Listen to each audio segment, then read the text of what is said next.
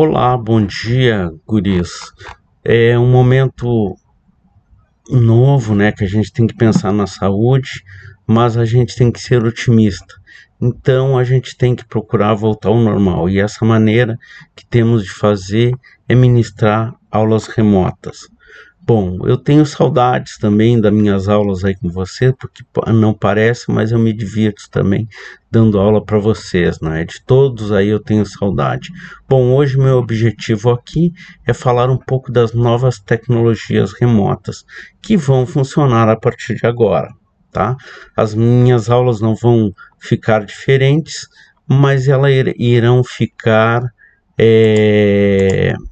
direto pelo vídeo. Tá? Então são tecnologias que vieram para ficar.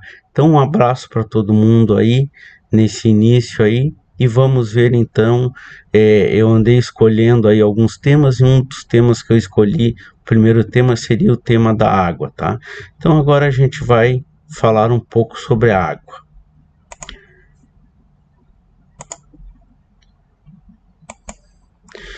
Uma coisa aí, eu andei fazendo um avatar aí, se alguém quiser me ajudar com o nome aí, eu gostaria, tá? Então vamos começar a aula. Bom, por falar em água, né? Para que a gente precisa de água? Alguém vive sem água? Ninguém vive sem água. Então, nós, em toda a manutenção da nossa vida, da biosfera, como a gente conhece, parte do planeta, como os animais, como os vegetais, precisam de água.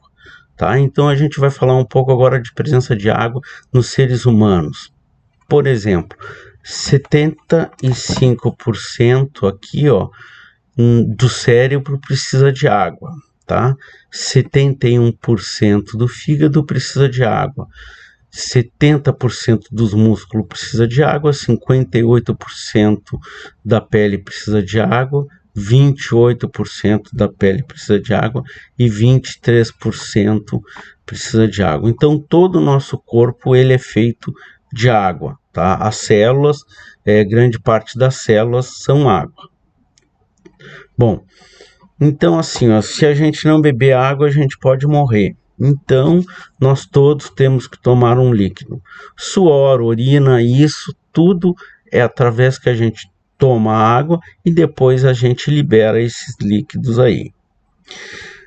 Por exemplo, vou dar alguns exemplos, tá? Vou dar um exemplo de um vegetal agora, a melancia, pepino, que são as curcubitáceas, tá?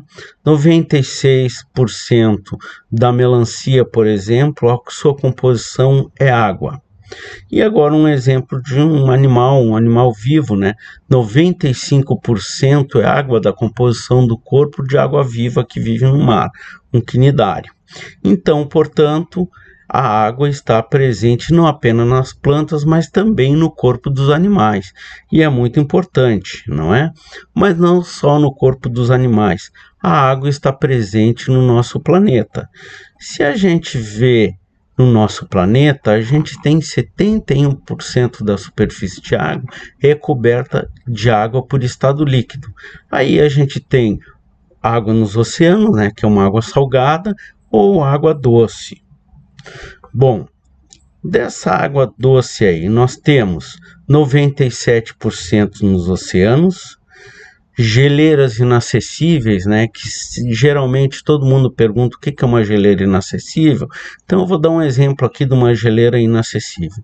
Geleira inacessível, por exemplo, aqui eu vou citar aí como o nosso Monte Everest, a maior montanha que nós temos no mundo, não é? São pontos inacessíveis, são geleiras que ninguém chega. Isso são geleiras inacessíveis, tá? Que isso é lá no Himalaia, na Ásia, é o maior pico que nós temos. Bom, nós também temos rios, lagos e fontes subterrâneas, tá? O qual agora eu vou falar um pouco de uma grande fonte subterrânea que nós temos, chamado Aquífero Guarani. O Aquífero Guarani é de suma importância para nós, tá? Porque é também conhecido como ouro branco. Ouro branco porque se acontecer alguma guerra ou se acontecer alguma falta de água, essa é uma grande reserva subterrânea que nós temos de água. Bom, como surgiu o Aquífero Guarani? Contam, não é? os paleontólogos aí que há muito tempo atrás existia um vulcão onde que hoje é a nossa Amazônia, tá? O que aconteceu com esse vulcão? Entrou em erupção, esse magma, houve derramamento de magma, não é? Se vocês estão me acompanhando aí, vendo o mapa, estão vendo um lago grande aqui. Esse lago grande, o magma veio por cima dele. O que aconteceu quando o magma veio por cima? O magma endureceu e virou pedra, tá? Então aí ficou essa água subterrânea. Essa água é 70% brasileira, tá? Para vocês terem uma ideia do tamanho de armazenamento que nós temos. São 160 trilhões de litros d'água que nós temos nesse aquífero Guarani. Esse aquífero é um maior reservatório que nós temos, tá? Transfronteiriço da América do Sul. Bom, como eu falei, ele não é só do Brasil, ele é do Paraguai, Argentina e Uruguai, tá? Para vocês terem uma ideia aqui, como que é que ele está hoje. Esse aquífero Guarani é cerca de 1.000 metros para dentro da superfície da Terra, que abrange as cidades de Mato Grosso do Sul, Goiás, Minas Gerais, São Paulo, Paraná, Santa Catarina e Rio Grande do Sul. Então, é muito importante. Esse aquífero aí é importante para nós e se houver algum problema de falta de água, a gente vai ter aí. Bom, mas o que afinal é a água? O que é a água? A água é uma das substâncias mais comuns do nosso planeta Terra. Toda matéria ou substância da natureza é feita por partículas pequenas, invisíveis a olho nu. Os átomos, né? A gente vai falar um pouco depois dos átomos da água, tá? Agora nós vamos falar um pouco de tipos de água. Tipos de água. O que é uma água potável? Por exemplo, aqui nós temos uma água potável, uma água pronta para nós beber. Uma água mineral, uma água potável também, tá? A água potável é aquela que popularmente a gente chama de água pura, pronta para beber, tá? Eu chamo de água também que tem os 3 Is, não é? Incolor, insípida e inodora, sem sabor e sem cheiro, tá? É muito importante isso. Aqui também, por falar em tipo de água, nós temos a água mineral, não é? Que na verdade a água mineral já fala, mineral, tem sais minerais, muito importante para nós, batimento cardíaco, para o funcionamento do nosso corpo é importante, tá? Bom, nós também temos mais um tipo de água, água salgada, não é? Que a água salgada já diz salgada, não é? Tem muito cloreto de sódio, ela não é interessante a gente beber, senão a gente pode ficar desidratado ou dar mais alguns outros problemas aí, tá? Ainda falando do tipo de água, nós temos a água que a gente chama de destilada. O que é essa água destilada? Ela é aquecida, tá? Através de um bico com gás. Depois aí que ela foi aquecida, ela passa por esse caninho aqui que vocês estão vendo e ela é resfriada, ou seja, ela passa do estado gasoso para o estado líquido de novo. Para que é usada essa água? Antigamente era usada muito em baterias de automóvel. Hoje, qualquer produto alimentício que a gente usar, a gente vai ter que usar uma água destilada para fazer esse produto, tá? Agora a gente vai falar um pouco da fórmula da água. O que é a fórmula da água? A fórmula da água é simples, são 3 átomos que nós temos na água. Um átomo de oxigênio e 2 átomos de hidrogênio. Então vejam bem, se eu somar um átomo de hidrogênio mais um hidrogênio, a gente vai ter H2, tá? E se nós colocarmos o nosso oxigênio, H2O. Então isso que forma a fórmula da água, simples, barbada. E estados físicos da água, não é? Nós temos 3 estados físicos da água. Nós temos o estado sólido, líquido e gasoso. Então, um exemplo de cada um. Sólido, gelo.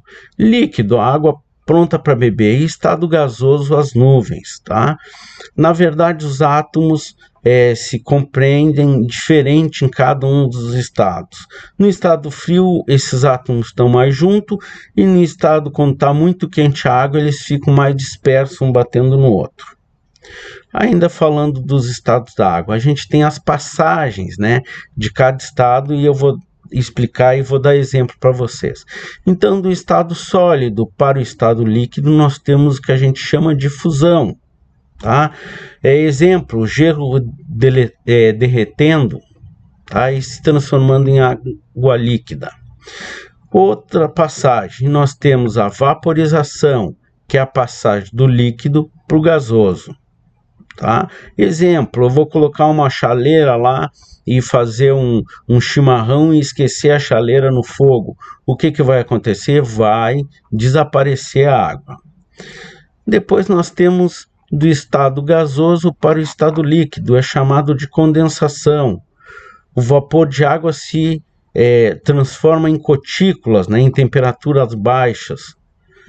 Não é? Isso é o que a gente chama de geada. Geada é a condensação.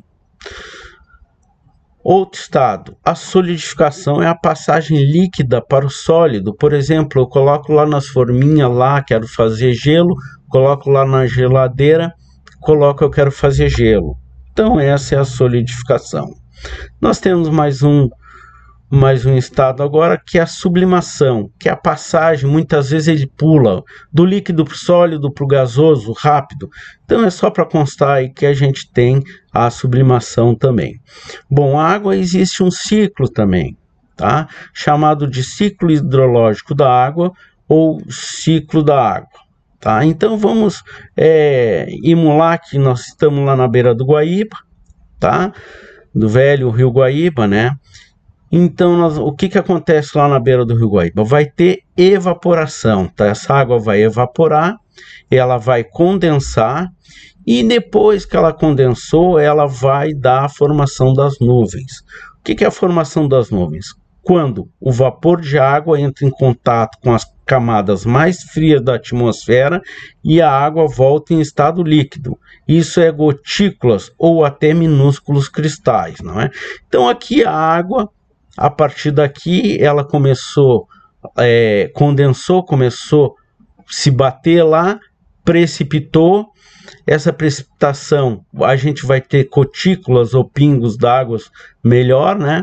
Então essa água vai infiltrar no nosso solo e ela vai voltar ao nosso velho Rio Guaíba, tá? Isso que acontece, isso é chamado ciclo ou ciclo hidrológico da água. Agora vamos para as considerações finais aí. Então, a próxima aula, aí a gente vai ter a parte 1 aí da aula, solvente universal, propriedades da água, não é? Vasos comunicantes também. Então, muito obrigado para a aula aí, fique com Deus e até uma próxima aula aí.